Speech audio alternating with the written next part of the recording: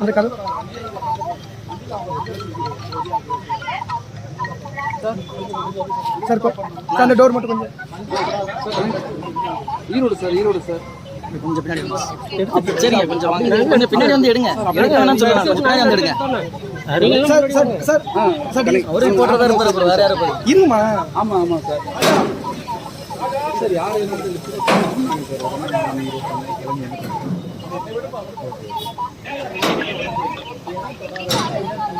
sir நீங்கள் கொடுத்துருக்கீங்க sir எல்லாம் ரெடி பண்ணி